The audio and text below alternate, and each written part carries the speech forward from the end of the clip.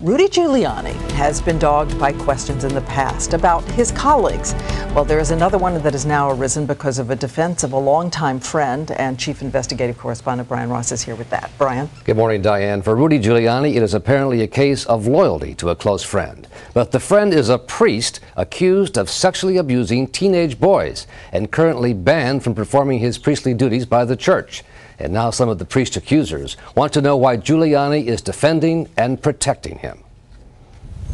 When he went to Rome this year, Giuliani was accompanied by his wife Judith and his longtime friend and priest, Monsignor Alan Plaka. Alan Plaka has been a friend of mine for 38 years, 39 years. I know him really well. Plaka was a college classmate and best man at Giuliani's first wedding, the priest at Giuliani's second wedding to Dinah Hanover. And now, Plaka works for Giuliani at his consulting firm, Giuliani Partners. That has outraged some of Monsignor Plaka's former students and victims' rights groups, who say the priest is a child molester who should not be protected by a man running for president.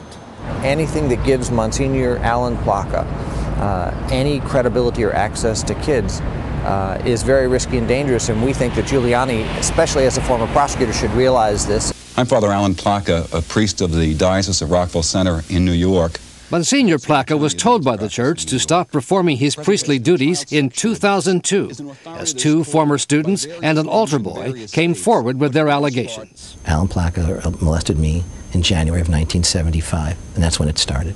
Richard Tollner, now a mortgage broker in Albany, New York, was a student at a boys' Catholic high school where Plaka taught.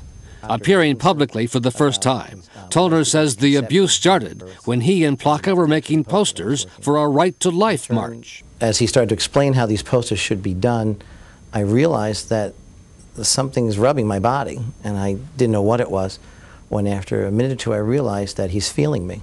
Tollner and the others testified before a grand jury in Suffolk County, New York, which concluded that Priest F., who Tollner says is Plaka, had sexually molested 3 teenage boys, again and again and again. The report also accused Priest F. of being instrumental in developing a church policy that used deception and intimidation to essentially keep the church scandal quiet. He was more concerned with protecting the priests, protecting the reputation of the diocese, and protecting the church coffers than he was protecting the children.